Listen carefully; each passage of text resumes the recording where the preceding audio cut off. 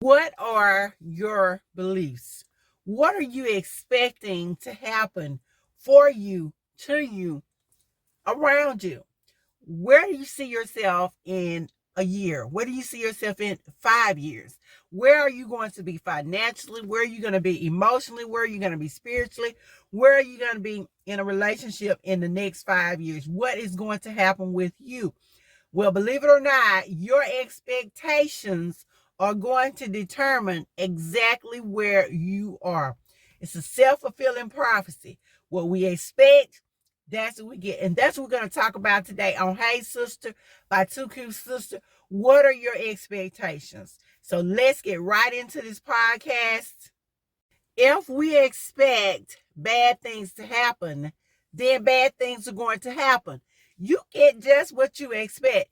And with us, I think a lot of times we've already set ourselves up for failure because of the way in which we were raised. Because we get our attitudes about money, we get our attitudes about relationships, we get our attitudes about our self-worth.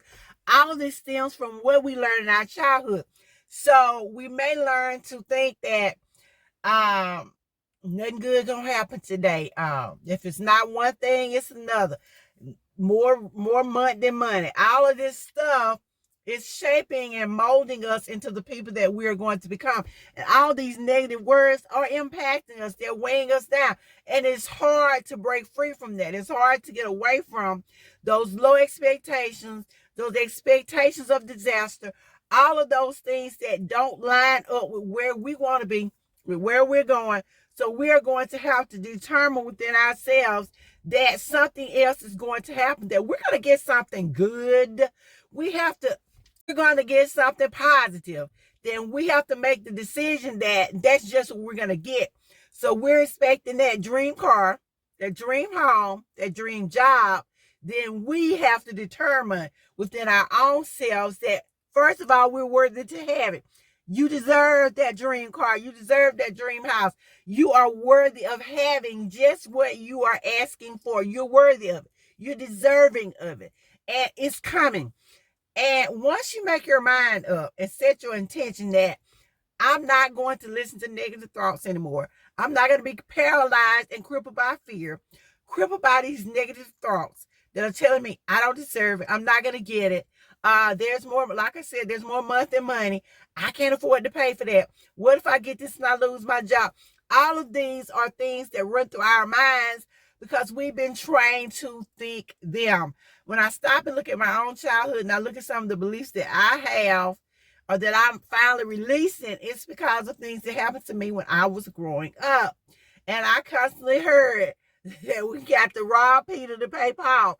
And so I think that has shaped my thinking that it's okay to not have enough money. It's okay to have more bills come in and more money go out than the money I make or what I take in.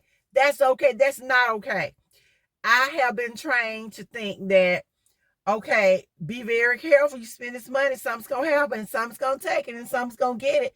And so then we clinch on to money.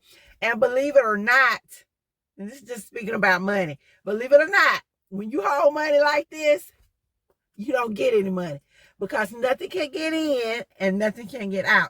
You have to spend money in order for money to flow back to you. And that may sound crazy. Years ago, I used to think people were crazy. They would say, you have to spend money to make money. And I said, well, that doesn't make any sense. Well, it does make sense now. You attract back to you what you give out. So if you have a poverty mentality, if you're thinking about being poor, if you're thinking in a state of lack, then that's what you're going to get. You're going to remain in a state of lack. You're not going to move. You're paralyzed with fear. You're paralyzed to do better. And I haven't made this podcast yet, but we have to talk about that fear of being successful. Some of us are afraid to be successful. We are afraid to prosper. And so we have to let go of those ideas, of those beliefs that were formed in our childhood surrounding money, surrounding relationships. Some of us never saw a good relationship. We always were told men are no good. That he just being a man. Girl, you better get you somebody. And I love this one. This is something I was fed. My sister was fed. And it's real popular. It got real popular by the time I got in my teens. And it was, girl, there are no men. All of the good men are gone, or they're in prison, or they're gay, or there's something wrong with men. You better get one. You better take what you can get. And that was thinking that men were scarce, that we had to just take anything, that you're going to settle just so you can have a man in your life. And that's a lie from hell. That's a lie, sister, from hell. My friend, say it again, that's a lie from hell. Because the person that is for you, you going to get. You attract to you what you give out. So if you want to get this nice person, you get. It doesn't matter if there's a shortage of men. That doesn't mean you are not going to have the right man for you. Does not mean that you're going to get stuck in a relationship that you don't want to be in. It does not mean you have to sell for less than the best. So you can't have standards. You can't make demands. You can't ask to be respected and demand to be respected. You can't receive respect. Because if that were the case, there wouldn't be any marriages. Marriages would be out the door, and people would not be in committed relationships, because there's a shortage of men, and we all have to just share. We have to just share, and that's a lie. You don't have to. You may choose to, but you don't have to. We get what we expect, and we expect better, we get better. If I go into the store and I pick up something and it's a poor quality, and I go ahead and purchase it, that's what I get. If I go into the store and the thing I came to get, it's a poor quality, I can take it to the man and say, hey, do you have something better? Did you know something's wrong with this? This is expired. Then I can get something else. I don't have to settle for that. You get exactly what you expect. We get what we expect. So we're going to have to change our expectations. And we're going to have to start expecting better. We're going to have to start expecting and demanding more.